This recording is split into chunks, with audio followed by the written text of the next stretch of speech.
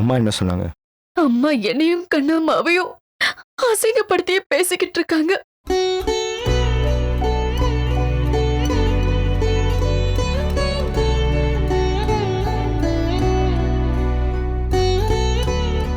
அண்ணி, இந்த கண்ணீரை தொடச்சு போடுற மாதிரி அத்தையோட பேச்சையும் தொடச்சு போட்டுருங்க. அது என்னால முடியாது. உன் வீட்டுல நீ மகாராணினா என் வீட்டுல நான் கண்ணம்மா. அப்பா மனசுல கண்ணம்மா. இங்க யாரும் பெரிய ஆளும் கிடையாது, சின்ன ஆளும் கிடையாது. அம்மாங்கிற உறவுக்கு ஆப்ஷன் கிடையாதுன்னு தான் நான் திரும்ப திரும்ப இந்த வீட்டுக்கு வந்துகிட்டு இருக்கேன். அது உங்க அம்மா புரிஞ்சுக்கவே மாட்டேங்கிறாங்க. நான் இப்பவே அம்மா கிட்ட என்னன்னு கேக்கட்டா? டேய் வேணாண்டா. இப்ப போய் கேட்டேன்னு வச்சுக்கோயேன், எல்லாரும் ஒண்ணு சேர்ந்துட்டீங்களான்னு கேட்பாங்க. அவங்க நம்மளை விட்டு அந்நியம் ஆயிடுவாங்கடா.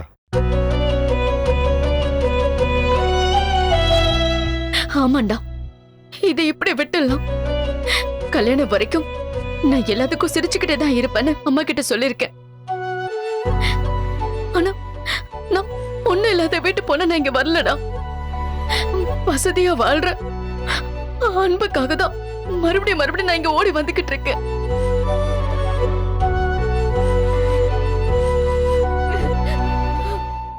அண்ணி, எல்லாத்தையும் சிரிச்சே கடுப்பேன்னு சொல்லிட்டு இப்படி அழலாமா? கண்ணு தொடங்க.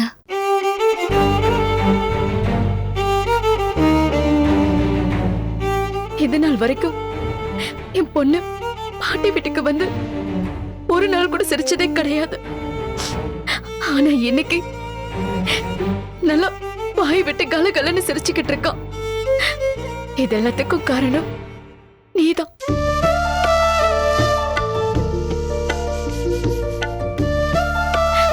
எனக்கு என் பொண்ணு சந்தோஷமா சிரிச்சு விளையாடுறது ரொம்ப பிடிச்சிருக்கு. அவளுக்காக நான் எல்லா கஷ்டத்தையும் தாங்கிக்கிட்டு இங்கதான் இருப்பேன். கல்யாணம் வரைக்கும் என்ன அசைக்கவே முடியாது. அவ்வளவுதான் ஸ்ருதி. அம்மா அட்டெம்ப்ட் ஃபெயிலியர்ங்கறாங்க, நம்ம பாஸ் ஆயிட்டோம். யூ couldn't do anything னு சொல்லிட்டு போயிட்டே இருக்க வேண்டியதானே?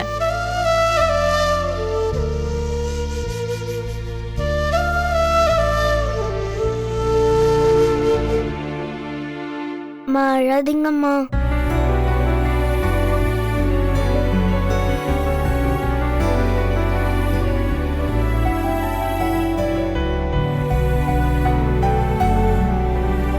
இது வரைக்கும் குதிரை விளையாட்டு விளையாண்டோம், இப்ப கழுது விளையாட்டு விளையாடலாமா? கழுத விளையாட்டா? அது எனக்கு தெரியாதே. ரொம்ப சிம்பிளான விளையாட்டு தான். கழுதைங்களாம் குதிரை கூட்டத்துக்குள்ள கலந்துருக்கும். நம்ம முதல்ல கழுதைங்களை அடையாளம் கண்டுபிடிக்கணும். அது எப்படி அடையாளம் கண்டுபிடிக்கிறது? யாருக்காவது தெரிஞ்சா பதில் சொல்லலாம்.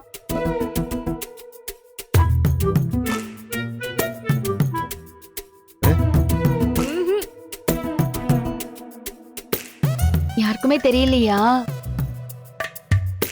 ரொம்ப சிம்பிள். குதிரைக்கு தாடி இருக்காது. தாங்க முடியலப்பா. உன்ன யானி விட்றத புடி புடி புடி. டேய் கடமா ஓடு ஓடு. டேய் விட்றா. ஓடுறாங்க பாரு ஓடுறாங்க பாரு. ஹலோ.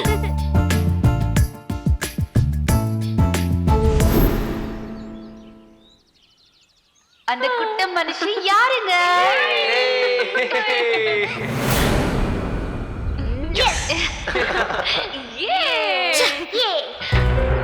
அம்மா,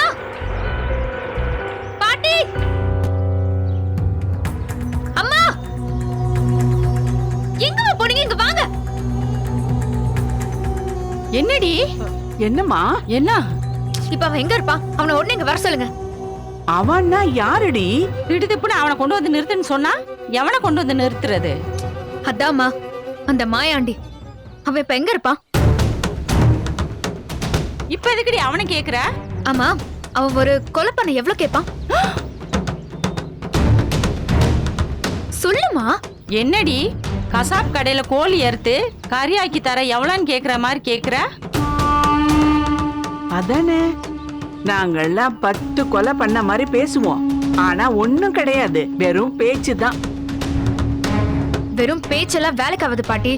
போட்டுடணும், அப்படியே சங்கொடுத்து சாவடிக்கணும்.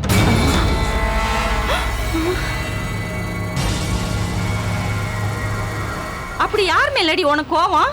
வேற யாரு? இவதான் பாரு.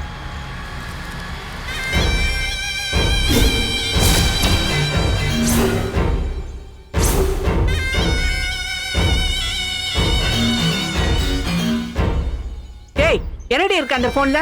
குடுறி.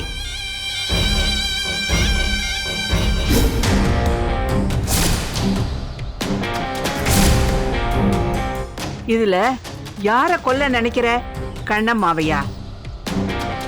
ஏன் திடீர்னு இவ்வளவு கோவம்? இது கோபம் இல்ல, பகை. பழி வாங்குற எண்ணம் இன்னும் எனக்கு அதிகமாயிடுச்சு. ஏன்னு உனக்கே நல்லா தெரியும். தெரியும். இழப்பு பெரிய ஆத்திரத்தை கலப்பும். இப்ப கொல்ற அளவுக்கு என்ன பிரச்சனை? முதல்ல நானே அவளை அப்படியே குத்தி கொள்ளான் தான் நினைச்சேன். என் பகைக்கு அதுதான் சரியான தீர்வா இருக்கும்னு நினைச்சேன். ஆனா ஒரு நல்ல வாழ்க்கையோட துவக்கத்துல இப்படி ஒரு காரியத்தை செய்ய வேண்டான்னு ஆள் வச்சு கொள்ளலாம்னு நினைக்கிறேன்.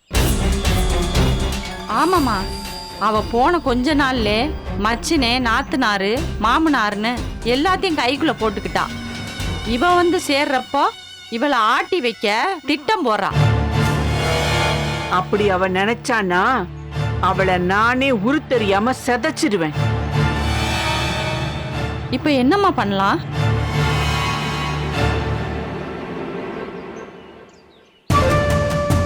அதை என்கிட்ட விட்டுரு, நான் பாத்துக்கிறேன். இப்போதைக்கு எதுவும் பண்ண வேண்டாம், பண்ணவும் கூடாது. நீ நிம்மதியாரு அஞ்சலி, அவளை நான் பாத்துக்கிறேன். நீதான் அந்த வீட்டோட ஒரே ஒரு மகாராணியா இருப்ப.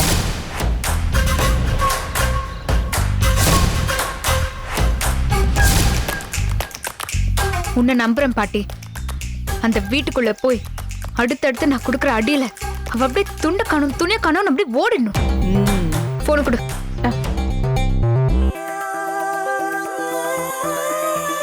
அம்மா, இவ ஏமா இப்படி ஆயிட்டா? கொலைகிலேன்னு பேசுறதெல்லாம் நல்லாவா இருக்கு? நம்ம கூட இப்படி பேசினது இல்லையேம்மா. கண்ணம்மா மேல கோவம் இருக்கிற வரைக்கும் நல்லதுன்னு நினைச்சுக்க. இந்த மாற்றம் நல்லது. இதுக்காக நான் நிறைய பாடுபட்டிருக்கேன். அவ பேசுறது விளங்கல, நீ பேசுறது விளங்கல. எல்லாம் நல்லபடியா நடக்கும். அந்த மாயாண்டி பயல நாம இவ கண்ணுல காட்டக்கூடாது. அத மட்டும் கவனத்துல வச்சுக்க.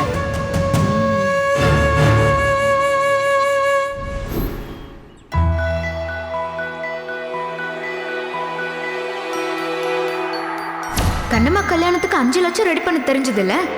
அப்போ என் கல்யாணத்துக்கு ஒரு 10-12 ரெடி பண்ணணும்ல? அவங்க சொன்னாலும் சொல்லலைனாலும் அஞ்சலி நம்ம பெத்த பொண்ணுதான். அவளுக்கு ஒரு கல்யாணத்தை சிறப்பா பண்ணி வைக்க வேண்டியது நம்முடைய கடமை. ஆனா அந்த கடமைக்கு இவளுக வைக்கிற விலை தான் ரொம்ப அதிகம். 12 லட்சம்ன்ற எண்ணிக்கையே நாம கேள்விப்பட்டது கூட இல்லையே.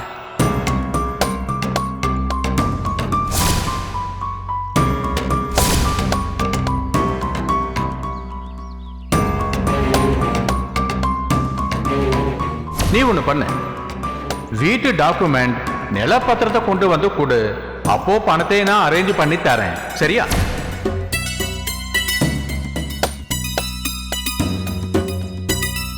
நான் சௌந்தர்யா குரூப் ஆஃப் கம்பெனிலேருந்து வரேன். சரி, எங்க கம்பெனி எம்டி சௌந்தர்யா மேடம் உங்களுக்கு வாழ்த்து சொல்ல சொல்லி இதை கொடுத்தாங்க. வெறும் பொக்கையத்தையும் கொடுத்தாங்களா? அது மட்டும் இல்ல மேடம், உங்க பேர்ல ஈசிஆர்ல 2 கிரவுண்ட்ல வீடு ரிஜிஸ்டர் பண்ணி கொடுத்துருக்காங்க.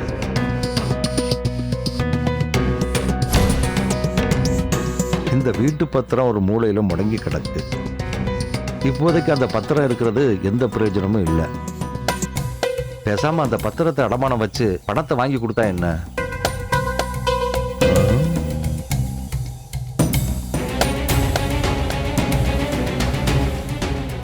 எப்படியா இருந்தாலும் இதுவும் ஒரு வகை திருட்டு தான். ஆனா எங்க திருடுறோம்? எதுக்காக திருடுறோம்? சொந்த வீட்டில் சொந்த பொண்ணுக்கு கல்யாணம் பண்ணி வைக்கிறதுக்காக திருடுறோம். நியாயமாக பார்த்தா இது திருடு கூட கிடையாது. நம்முடைய பொருளை தெரியாம எடுக்கிறது.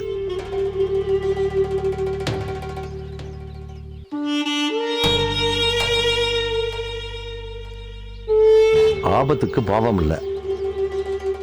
இந்த திருட்டை நீ தான் மன்னிக்கணும் சாமி.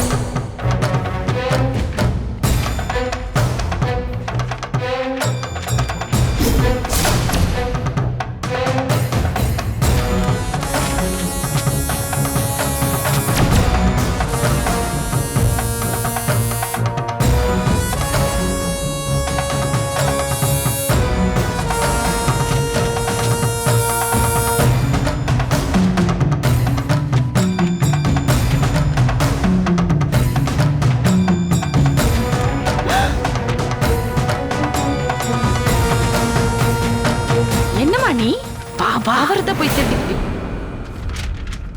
இங்க வாடி. என்னமா பண்ணிட்டு இருக்க? உன் புத்தி ஏன் இப்படி போகுது? அவர் போனை எதுக்கு நீ திருடுன? ஏய் வாய மூடுறி. இந்த வீட்டுக்குள்ள பலே கில்லாடி திருட உன் புருஷன் தான். அந்த புருஷன் திருட்ட கண்டுபிடிக்கிறதுக்கும் அவனை அசிங்கப்படுத்துறதுக்கும் தான் இந்த போனை நான் எடுத்தேன். என்னம்மா சொல்ற? சொல்றத கேளுடி. ஏய் நம்பர் எடுத்து குடுறி. கண்ணம்மா நம்பர். அவ நம்பர் எதுக்குமா? சொன்னதை செய். எடுத்து கொடு.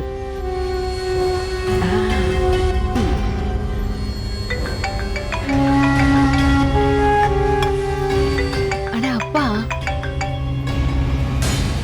ஹலோ அப்பா, சொல்லுங்கப்பா. அப்பா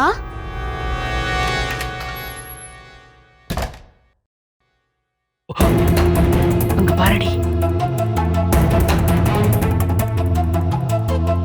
அஞ்சலி இங்க வா, சீக்கிரம் வாடி. மாப்பிள ஒரு நிமிஷம்.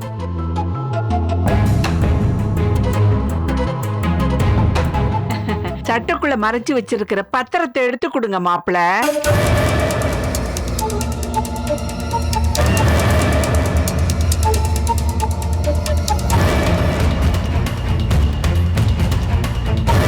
பத்திரமா? அதெல்லாம் என்கிட்ட ஒண்ணும் இல்லையே. அட எடுத்து கொடுங்க மாப்பிள, நான் தான் பார்த்தேன்ல.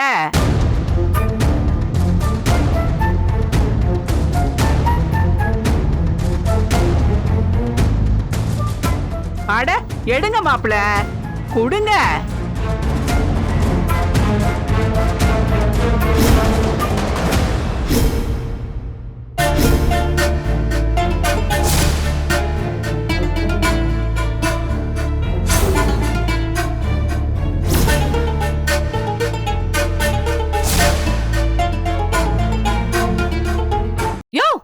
போய் போய் சொந்த வீட்லயே இப்படி யாராவது திருடுவாங்களா?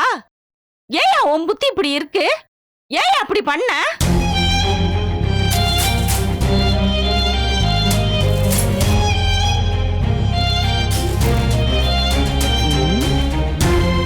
ஏன் உன் புத்தி இப்படி போச்சு? சொல்லியா ஏன் அப்படி பண்ண? ஆஹா, மாமா வகத்தொகையா என்னத்தையாவது பண்ணி மாட்டிட்டாரு போல இருக்க. என்னன்னு பாப்போம். இதுல ஒரு குண்டுமணி அளவு கூட பாத்தியதை இல்ல. நீங்க எப்படி இதை எடுக்க போச்சு? ஆமா, என்ன பிரச்சனைன்னு நான் தெரிஞ்சுக்கலாமா? ஒரு மண்ணாங்கட்டியும் இல்ல. நீ என்ன பண்ணுவ? அந்த ஆள் செஞ்சது சரின்னு எங்கிட்டயே சொல்லுவ. சரி விடு, இங்கே நின்னு வேடிக்கை பார்த்து நான் தெரிஞ்சுக்க போறேன். எதுக்கு எடுத்தா சொல்லியா?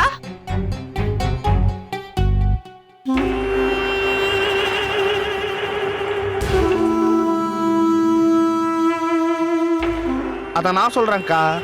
அவரை 10 லட்சம் 12 லட்சம் ரெடி பண்ணி கொடுங்கன்னு சொல்லிட்டா அவர் என்னத்தான் பண்ணுவாரு பாவம். ஐயோ,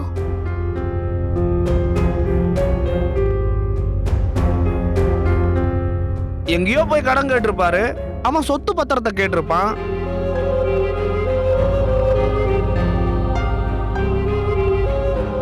அதேதான். இவ்வளவு பணம் ரெடி பண்ணிட்டு வான்னு சொல்றது அனாவசியமானது. அதுவும் என்ன மாதிரி பாதி சத்தவங்கிட்ட எல்லாம் 10 லட்சம் கொடு 12 லட்சம் கொடுன்னா என்ன பண்ண முடியும்?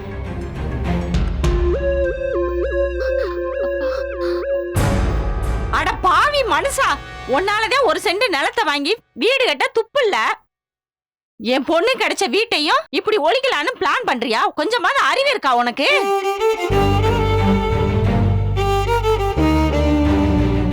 வீட்டை அடமானம் வச்சா எப்படியா மீட்டுவ?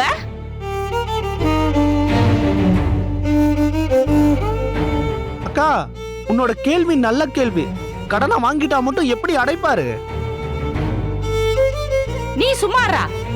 நான் கல்யாணம் முடிச்ச நாள்ல இருந்து இந்த மனுஷன் இப்படியே தாண்டா இருக்காரு. வயிற்றுக்கு வாய்க்கு நடக்கிற சண்டையில காலம் பாதி ஓடி போச்சு. நமக்கு தானம் கொடுத்த வீட்டை அடமானம் வச்சது தெரிஞ்சா அந்த மனுஷி சும்மா விடுவாளா? கொலையா கொண்டு எடுத்துட மாட்டா? அப்ப காசு வேணான்னு சொல்லுக்கா. அவரை திருட வச்சதே நீங்க தானே.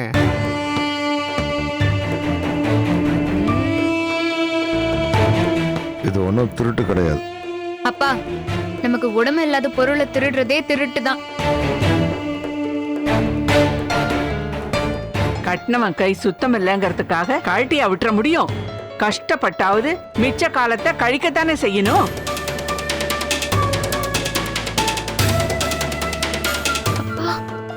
அம்மா தாயே, இந்த அறிவுரை எல்லாம் உங்க பொண்ணுக்கு சொல்லுங்க, உங்க பேத்திக்கு சொல்லுங்க. புள்ளையும் கிள்ளி விட்டு தொட்டிலையும் ஆட்டாதீங்க. காசை கேளுடின்னு நம்மளை தூண்டி விட வேண்டியது, அப்புறம் மாப்பிள்ளையை சத்தமா பேசாதேன்னு ஏன் முன்னாடியே சொல்ல வேண்டியது. நல்லா இருக்குமா உங்க நாடகம்?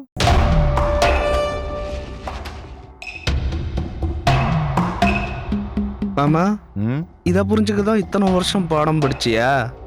இப்ப புரிஞ்சிருச்சுல்ல. காசு தர முடியாதுன்னு சொல்லு, கல்யாணம் நடக்குதா இல்லையான்னு பாப்போம். டேய், அங்க என்னடா ரகசியம்? அவர் என்ன பண்ணுவாரு ஏது பண்ணுவாரு எனக்கு தெரியாது. கோயில் வாசல்ல பிச்சை எடுத்தாதான் 10 லட்சத்தை கொண்டு வரணும். அச்சா அக்கா, கோயில் வாசல்ல உட்கார்ந்து பிச்சை எடுத்தா அவ்வளவு காசு கிடைக்காது. டேய் வாயமுடுறா, இங்கேயே தின்னுகிட்டு அவருக்கு சப்போர்ட் பண்றியா? அம்மா, எல்லா பிரச்சனைக்கும் நீ தான் காரணம். நீ கொஞ்சம் பேசாம இருக்கியா? போடா. ஏய் வா, ஏய் அஞ்சலி வா. இவங்கள திருத்தவே முடியாது. இனிமே இந்த வீட்டுல எல்லாமே பொம்பளை ராஜ்யம் தான் மாமா.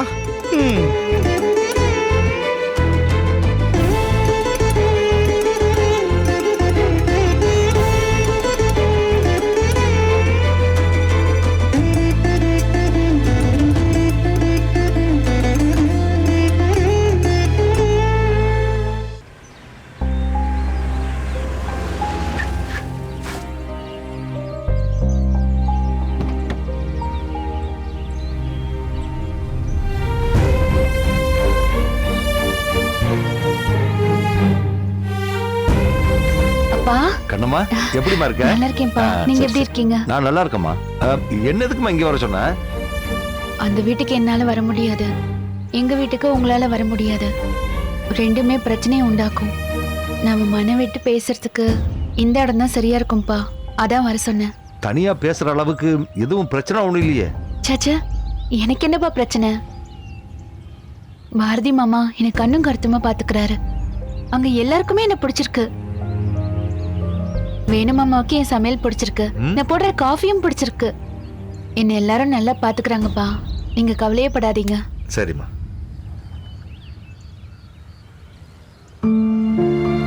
என்னங்கப்பா, இதை வச்சுக்கோங்க. இதுல கொஞ்சம் பணம் இருக்கு, என் நகையும் கொஞ்சம் இருக்கு. இதை வித்தா கொஞ்சம் பணம் கிடைக்கும். அது அஞ்சலி கல்யாண செலவுக்கு வச்சுக்கோங்க.